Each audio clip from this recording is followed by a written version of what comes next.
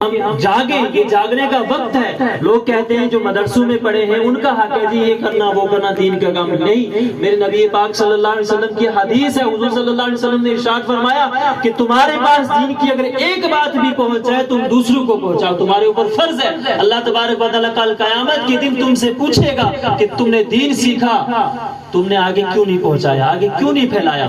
اور دین کے لیے پہنچانے کے لیے یہ سند کی ضرورت نہیں ہوتی ہے۔ آپ نے مثال کے طور پہ دین سیکھا، نماز کے مسائل جانتے ہیں، تو اس کا مطلب یہ ہرگز نہیں کہ آپ جب تک جلسہ نہیں ہوگا، جب تک 10 لوگ نہیں ہوں گے تب آپ دین کی بات کریں گے۔ تو سمجھ اپنے گھر میں بچوں کو سکھائیے، اپنے ملنے والوں کو سکھائیے، اپنے عزیز و اقربا کو سکھائیے، اللہ تبارک و تعالیٰ اس میں بھی ثواب عطا فرمائے گا۔ نبی پاک صلی اللہ علیہ وسلم کا ارشاد پاک ہے کہ ایک شخص دنیا اور جو کچھ دنیا میں ہے سارا اللہ کی راہ میں خرچ کر دے، اور ایک شخص نماز کا ایک مسئلہ کسی کو سکھائے تو ثواب میں نماز کا ایک مسئلہ سکھانے والا بڑھ جاتا ہے۔ سبحان اللہ، کیا بات۔ اب بتائیں حضور کی حدیث پہ توجہ دیں کہ حضور نے کتنا بڑا ارشاد فرما دیا کہ ایک شخص دنیا کا مالک ہے اور ساری دنیا کو اللہ کی راہ میں خیرات کر دے تو اللہ کے یہاں سے اس کو اتنا ثواب نہیں ملے گا کہ جتنا ثواب ایک نماز کا مسئلہ سکھانے والے کو دیا جاتا ہے۔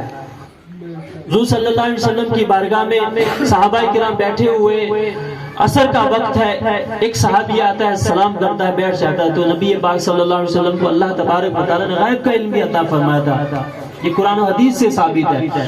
تو میرے پیارے آقا صلی اللہ علیہ وسلم نے ارشاد فرمایا، میرے پیارے صحابی تمہارا وصال ہونے والا ہے، مغرب سے پہلے وصال ہو جائے گا۔ تو صحابی نے عرض کیا یا رسول اللہ علیہ الصلوۃ والسلام تو مجھے کوئی ایسا عمل ارشاد فرمائیے کہ جو سب سے زیادہ بہتر ہو اللہ کے نزدیک۔ سبحان اللہ، سبحان اللہ، کہ میں وہ کر لوں کیونکہ میرے پاس وقت کم بچا ہے۔ ہم جیسا کوئی ہوتا ہے کہ یا رسول اللہ ہمارا پیارا آج کے زمانے میں پیر اگر کہہ دے بھیا موت آنے والی ہے تمہیں، ہم تو سب سے پہلے اپنے بیوی بچوں کے پاس جائیں گے دوڑے دوڑے۔ تو وہ صحابی جو ہیں اللہ کے رسول صلی اللہ تعالیٰ علیہ وسلم سے عرض گزار ہوئے یا رسول اللہ علیہ الصلوۃ والسلام مجھے کوئی ایسا عمل بتائیے جو اللہ کے نزدیک سب سے بہتر ہو۔ تو اللہ تبارک و تعالیٰ کے پیارے حبیب صلی اللہ علیہ وسلم نے یہ نہیں ارشاد فرمایا کہ آپ جو ہے نماز پڑھ لو، یہ کر لو، وہاں چلے جاؤ، جہاد پہ چلے جاؤ، بلکہ اللہ کے حبیب صلی اللہ علیہ وسلم نے ارشاد فرمایا علم دین سیکھنا شروع کر لیں۔ سبحان اللہ، کیا آپ بتائیں ایک شخص کی موت کا وقت قریب ہے، اس کو دین سیکھنے سے کیا فائدہ ہوگا؟ بھائی دین اسی لیے سیکھا جاتا ہے کہ انسان خود عمل کرے اور دوسروں کو سکھائے۔ اب ایک شخص کی موت ہونے والی ہے، دنیا سے جانے والا ہے، آپ مجھے بتائیں اس کو دین سیکھنے سے کیا فائدہ ہوگا؟ مطلب خود تو فائدہ ہے لیکن دوسرے کو کیا فائدہ پہنچائے گا؟ تو اس سے یہ پتا چلتا ہے کہ نبی پاک صلی اللہ علیہ وسلم نے دین کا علم سیکھنے کی اہمیت بتا دی کہ اگر آخری لمحات میں بھی تمہیں موقع ملے تو دین کا علم سیکھنا مت چھوڑنا۔ سبحان اللہ، بہت خوب۔ پتہ یہ چلتا ہے کہ جو ہم علم سیکھیں گے تو اللہ تبارک و تعالیٰ اس علم کے ذریعے ہمیں دنیا اور آخرت میں سرخروئی عطا فرمائے گا۔ اور ایک حدیث پاک میں اللہ تعالیٰ کے حبیب صلی اللہ تعالیٰ علیہ وسلم نے یہ ارشاد فرمایا کہ علم دین سیکھنے جاؤ اگرچہ تمہیں چین جانا پڑے۔ عرب سے چین بہت دور ہے، کشمیر کے بارڈر پہ چین ہے، ہندوستان کے بارڈر پہ چین، تو عرب سے بہت دور، اس وقت نہ کوئی سواری، غربت کا زمانہ، لیکن نبی پاک صلی اللہ علیہ وسلم نے ارشاد فرمایا کہ علم سیکھنے کے لیے اگر تمہیں چین جانا پڑے تو وہاں بھی جائیے۔ اور ایک جنگ پہ کفار و مشرکین بھی آگے غلام بن کے، جن کے پاس پیسے تھے تو فدیہ دے کے آزاد ہو گئے، تو جن کے پاس پیسے نہیں تھے جو پڑھے لکھے تھے تو حضور صلی اللہ علیہ وسلم نے فرمایا کہ تم انصار کی بچوں کو پڑھاؤ گے۔ تو اس سے پتہ کیا چلتا ہے کہ نبی پاک صلی اللہ علیہ وسلم نے جو علم کی روشنی، علم کی شمع دنیا میں جلائی ہے، شاید کوئی شخصیت ایسی ہو کہ اس نے یہ کام کیا جیسے ہمارے نبی پاک صلی اللہ علیہ وسلم نے خود کیا اور ہمیں کرنے کا حکم دیا۔ آج ہمیں یہ چاہیے کہ ہم چھوٹی چھوٹی باتیں سیکھنے پہ غور کریں، قرآن سیکھیں، سب سے پہلے اپنے علماء کے قریب ہوں جو مسجدوں کے امام ہیں ان سے قربت حاصل کریں۔ علم سیکھنے کے لیے کوئی وقت نہیں ہوتا، کوئی عمر نہیں ہوتی. لوگ کہتے ہیں بوڑھا طوطا ہو گیا, اس طرح کی مثالیں دی جاتی ہیں کہ بوڑھا طوطا کیا سیکھے گا.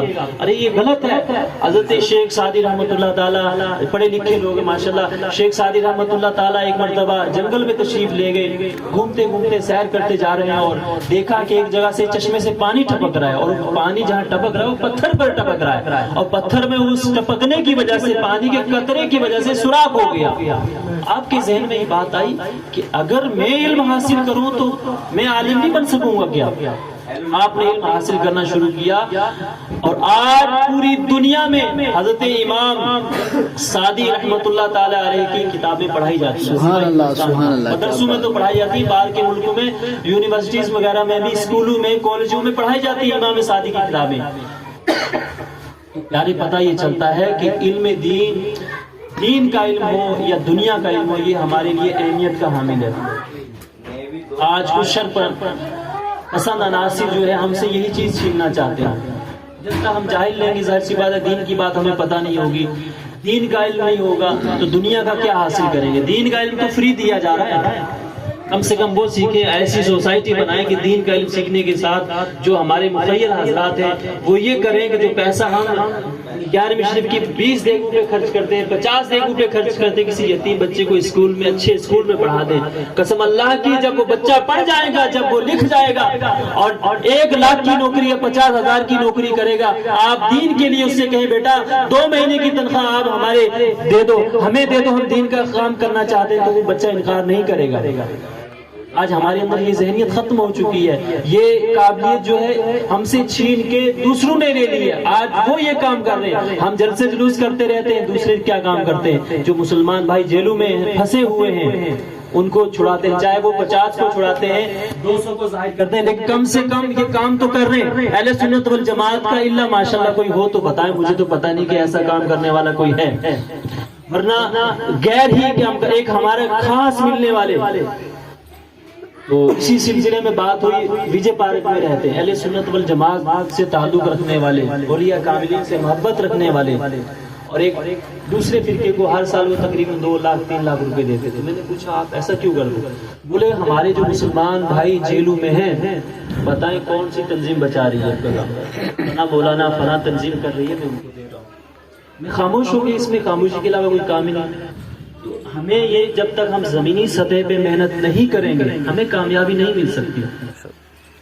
میں ایک چھوٹا سا واقعہ آپ کو حضرت نظام الدین اولیاء رحمۃ اللہ تعالیٰ کا سنا کے نعت خوانی ہوگی, درود السلام ہوگا, عصر کا وقت بھی ہو رہا ہے. حضرت نظام الدین اولیاء رحمۃ اللہ تعالیٰ کی شہرت پورے ہندوستان میں تھی. اس وقت ہندوستان جو تھا بنگلہ دیش, پاکستان, ہندوستان, سرمدیپ وغیرہ ایک ہی تھا. تو ایک بزرگ تھے, انہوں نے شہرت سنی اور حضرت نظام الدین اولیاء رحمۃ اللہ تعالیٰ کی بارگاہ میں آئے کہ ان کو چیک کریں. بھائی ہوتا ہے ہر لائن میں, جیسے مولوی ہے, مولوی کو چیک کرتا ہے بھائی اس کے پاس کتنا علم ہے. حافظ ہے تو حافظ کی سختہ کر رہا ہے, اظہار کر رہا ہے, ادغام کر رہا ہے یا نہیں کر رہا, زیر زبر بڑا چھوٹا کاف میں فرق پیدا کر رہا ہے. یہ ہر لائن میں ہوتا ہے. مستری ہے, ڈرائیور, ہر لائن میں جو ایک دوسرے سے تھوڑی ہوتی ہے کہ میں چیک کروں یہ اس قابل ہے بھی جتنی اس کی تعریف ہو رہی ہے. حضرت نظام الدین اولیاء کی تعریف سن کے وہ بزرگ ہندوستان تشریف لاتے ہیں. اب 2-4 دن رکے, دیکھا نا حضرت نظام الدین کوئی زیادہ وظیفہ پڑھتے ہیں, نہ زیادہ رات میں جاگتے ہیں. تو اس شخص کو بڑا تعجب ہوا کہ بھائی ان کی اتنی شہرت اللہ نے دے دی, اتنا بڑا ولی لوگ مانتے ہیں, اور مانتے تبھی ہے جب اللہ نے منوایا لوگوں سے, تو کوئی خاص وظیفہ بھی نہیں. صبح اٹھتے ہیں, فجر کی نماز پڑھتے ہیں, نماز پڑھنے کے بعد تھوڑی دیر آرام کرتے ہیں, پھر لوگوں کو تعویذ دیتے رہتے ہیں, جھاڑ پھونک کرتے ہیں, ظہر تک یہ سلسلہ رہتا ہے. ظہر کے بعد نماز پڑھ کے کھانا کھایا, عصر تک یہ سلسلہ, مخلوق خدا کی خدمت. اور میں ہوں بھائی پوری رات جاگتا ہوں, تہجد کی نماز پڑھتا ہوں, یہ وظیفہ وہ وظیفہ. تو اللہ تبارک و تعالیٰ نے خواب میں دکھایا کہ حضرت نظام الدین اولیاء رحمۃ اللہ تعالیٰ کی جو ولایت کا چراغ تھا وہ ایک ستاروں کی مانند, ایک سورج کی مانند چمک رہا تھا, اور اس ولی کی جو ولایت کا چراغ تھا ایک موم بتی کی آگ کی طرح, لو کی طرح. انہیں تعجب ہوا کہ یہ کیسے ہو سکتا ہے. کہ حضرت نظام الدین اولیاء رحمۃ اللہ تعالیٰ علیہ کی بارگاہ میں جب بات رکھی تو آپ نے فرمایا کہ میں مخلوق خدا کی خدمت کرتا ہوں. اور تم صرف اپنے لیے کرتے ہو، میں حضور کی امت کے لیے کرتا ہوں، جس کی وجہ سے اللہ تبارک و تعالیٰ نے مجھے اس ولایت کے درجے پہ فائز فرمایا۔ بہت خوب، بہت خوب۔ پتہ یہاں سے یہ ذہن ملتا ہے ہمیں، یہ ذہنیت ملتی ہے، یہ رستہ ملتا ہے ہمیں کہ ہمیں اپنے لیے نہیں کرنا، ہمیں دوسرے لوگوں کے لیے کرنا ہے، اپنے سماج کے لیے جو بھی کام کرنا ہے، فلاح و بہبود کا جو کام کرنا ہے، فلاح و ترقی کا جو کام کرنا ہے، وہ امت مسلمہ کے لیے کرنا ہے۔ ہماری زندگی کیا ہے؟ موت کا کچھ پتہ تھوڑی نا، چلتے چلتے موت آ جاتی ہے، ہارٹ اٹیک بڑھ جاتا ہے، ختم ہو جاتا ہے آدمی، رات کو سویا صبح پتہ چلتا ہے فلاں صاحب مرحوم ہو گئے۔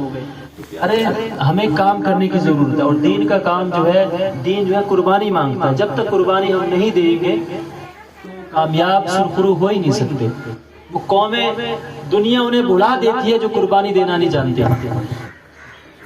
تو ہمیں جو ہے انشاءاللہ کاندھے سے کاندھا ملا کے چلنا ہے اور یہاں آتے رہنا ہے، اور انشاءاللہ جعفر آباد میں بھی سید صاحب کی سربراہی میں ہم یہ چاہتے ہیں کہ ذکر و اذکار کی محفلیں ہوں، اس میں کوئی تبرک کی ضرورت نہیں ہے، کوئی کسی چیز کی ضرورت نہیں، ہر شخص جو ہے ہفتے میں ایک دن رکھ لے کہ میں اپنے گھر میں انشاءاللہ ذکر پاک کی محفل کروں، صرف 15 اور 20 منٹ، 10-15 منٹ جو ہے بیان ہو جائے، مطلب نماز کے بارے میں پہلے چیپٹر دی جائے کہ نماز کے بارے میں بتا دیا جائے گا، غسل کے بارے میں بتایا جائے گا۔ تو انشاءاللہ جب ہم یہ آہستہ آہستہ دین کا کام کریں گے تو یہ سلسلہ بس سلسلہ آہستہ آہستہ یہ کام بڑھتا جائے گا، لوگ جڑتے جائیں گے، لوگوں کو منافع پہنچے گا، لوگوں کو فائدہ پہنچے گا۔ دین جب سیکھیں گے، جب ہم نماز صحیح پڑھیں گے، ہماری وجہ سے کوئی نماز صحیح پڑھنے والا نماز پڑھے گا، ہماری وجہ سے کوئی دین سیکھ کے وضو غسل صحیح کرے گا، اللہ کی بارگاہ میں جائے گا، اللہ کا مقرب بندہ ہوگا، تو اللہ کا جب وہ مقرب بندہ ہوگا تو کیا وہ ہمیں بھول جائے گا؟ بغداد شریف میں ایک شخص تھا جو ایک ڈاکو کا گروہ چلاتا تھا، اب بات آ گئی یاد، تمہیں بتا دیتا ہوں واقعہ۔ تو وہ دین کو کیا کرتا تھا؟ دین کا کام کرتا تھا، اسلامی لباس اوڑھ لیتا تھا تاکہ لوگ اس پہ شک نہ کریں کہ یہ ڈاکو ہے، اور رات کو بھیس بدل کے ڈاکہ زنی کرتے تھے۔ ایک شخص کو پیر کامل کی بہت زیادہ ضرورت تھی، کافی عرصے سے ڈھونڈ رہا تھا کہ کوئی مرشد کامل مل جائے جو اللہ تک پہنچا دے، کیونکہ پیر کا مطلب ہی یہی ہوتا ہے، ادھر لیا حضور کی بارگاہ میں، حضور کی بارگاہ سے اللہ کی بارگاہ میں۔ پیر کا مطلب یہ ہوتا ہے کہ اللہ اور اس کے رسول تک پہنچانا۔ پیر کا مطلب یہ نہیں، ہرگز نہیں ہوتا کہ آپ کو تعویذ دے، وظیفے بتائے، یہ کرو وہ کرو۔ پیر کا مطلب ہوتا ہی نہیں ہے کہ آپ بعض لوگ کہتے ہیں کہ ہم حضرت سے مرید ہو گئے تو ابھی تک ہمیں فیض نہیں ملا، ہمیں ہمارا کاروبار وہیں کا وہیں ہے، اور ہم وہاں فلاں درگاہ پہ 7 حاضری لگا دی، ہم نے 10 لگا دی، یہ کر دیا، ابھی تک ہمیں فیض نہیں ملا، ہمارا کام جو تھا وہیں ہے، کوٹ کا کام وہیں کا وہیں ہے۔ ارے اللہ کے ولیوں کے اندر یہ طاقت ہے، وہ دنیا کو ادھر سے ادھر کر سکتے ہیں، یہ حدیث سے ثابت ہے، لیکن اللہ تبارک و تعالیٰ کے بھی تو اختیارات ہیں، جب وہ چاہے گا تبھی تو ہوگا۔ تو اس شخص کے پاس جو وہ مطلب دین کی تبلیغ کر رہا تھا ایک چوراہے پہ، تو جس کو پیر کی ضرورت تھی وہ شخص بھی ادھر سے گزر رہا تھا، تو اس نے دیکھا کہ اچھا موقع ہے، ان کے ہاتھ میں بیعت کر لی جائے۔ تو اس نے کہا اچھا، جو اس کے ساتھی تھے وہ بڑے ڈاکو کی جو تھے، مطلب کرامتیں بیان کرتے رہتے تھے، کرامتیں بیان کرتے رہتے تھے، تو کرامت بیان کی تو کرامت سے تو آدمی کھنچتا ہے، بھئی یہ واقعی کوئی چیز ہے۔ خیر وہ حضرت سے مرید ہو گئے، کہا کہ حضرت مجھے کوئی وظیفہ بتائیں۔ اب حضرت بالکل خالی، وہ کیا وظیفہ بتایا؟ انہوں نے کچھ بھی بتا دیا دروازے، کیونکہ مسلمان تھے، کچھ تو یاد تھا، انہوں نے وظیفہ بتا دیا، بولے اتنے دن تک یہ پڑھو۔ اب جب انہوں نے وہ وظیفہ پڑھا، وہ تو ان کے لیے اسم اعظم کا کام کر گیا، ساری جو ظلمتیں تھی وہ نور میں تبدیل ہوگی، سارے پردے حائل جو تھے ختم ہو گئے۔ اب جب انہوں نے دیکھا ارے میرا پیر تو پیر ہی نہیں، یہ تو ایک ڈاکو ہے، تب اللہ کی بارگاہ میں ہاتھ اٹھائے کہ مولا میں 30-35 سال سے یا 40 سال سے تیرے کسی بندے کو ڈھونڈ رہا تھا، کوئی مجھے پیر نہیں ملا، آج اگر تو نے ملوایا تو ایسے شخص سے ملا جو خود خالی ہے، لیکن مولا ایک تیری بارگاہ میں دعا ہے کہ اس شخص کی وجہ سے تو نے مجھے اپنی ولایت کے قابل سمجھا، اور اس شخص کی وجہ سے میری منزلیں آسان ہوئی، مولا میں دعا کرتا ہوں کہ میرے پیر کو بھی کامل بنا دے۔ اللہ تبارک و تعالیٰ کے اس ولی کی دعا سے، اس مرید کی دعا سے پیر بھی کامل بن گیا۔ تو پیارے پتہ یہ چلتا ہے یہ صرف محنتوں کا ثمرہ ہے، محنتوں کا ثمرہ. آج ہم اسلامی لباس پہ اعتراضات اٹھاتے ہیں. حضرت موسیٰ علیہ السلام کے زمانے میں ایک مسخرہ تھا، جیسے آج کل وہ کھیل کے ہوتے نا، مطلب ہنسنے ہنسانے کا ڈرامے آتے ہیں، تو اسی طرح وہ ڈرامہ کرتا تھا ہنسنے ہنسانے کا. حضرت موسیٰ علیہ السلام جیسا یہ عصا رکھتا تھا، حضرت موسیٰ علیہ السلام جیسا امامہ باندھتا تھا ہنسانے کے لیے بنی اسرائیلیوں کو، کافروں کو. اللہ تبارک و تعالیٰ کے نبی کو سب سے زیادہ اس سے تکلیف تھی، کیونکہ کوئی آپ کی ذات پہ مذاق اڑائے. آج ہمارے ساتھ بھی یہ ہوتا ہے، جو ہماری بار بار مذاق اڑاتا ہے، تمسخر کرتا ہے، ہمیں اس پہ زیادہ غصہ آتا ہے. تو جب فرعون پہ عذاب الہی نازل ہوا، کافر غرقاب ہو گئے پانی میں، تو وہ شخص پھر بھی حیات. حضرت موسیٰ علیہ السلام نے اللہ کی بارگاہ میں عرض کی، مولا کریم جس کی وجہ سے مجھے سب سے زیادہ تکلیف ہوتی تھی آج وہی زندہ ہے. تو اللہ تبارک و تعالیٰ کی طرف سے جواب آیا کہ موسیٰ میں اس کو بھی عذاب میں گرفتار کرتا، لیکن یہ تیری نقلیں اتارتا تھا. تیرے جیسا اس کے پاس عصا تھا، تیرے جیسی عصا جیسی لکڑی تھی، جیسا تو امامہ باندھتا تھا ایسا یہ امامہ باندھتا تھا. اگرچہ یہ کافر تھا تو میرا عذاب، میری رحمت نے یہ گوارا نہ کیا کہ میرے چاہنے والوں کی جو نقل کرے میں اس کو عذاب میں گرفتار کروں. آج تو ہم مسلمان ہیں اور ہم مسلمان ہو کے غیروں کی طریقے کار پہ چلتے ہیں، غیروں کا فیشن اپناتے ہیں، تو پیارے ہماری بخشش کہاں سے ہوگی؟ ہمیں چاہیے کہ ہم دین سیکھیں، ہم نبی پاک صلی اللہ علیہ وسلم کی سنتوں پر عمل کریں. اللہ کے حبیب صلی اللہ تعالی علیہ وسلم کی ایک سنت پر اگر آپ عمل کریں گے، غور کر لیں گے، دنیا کی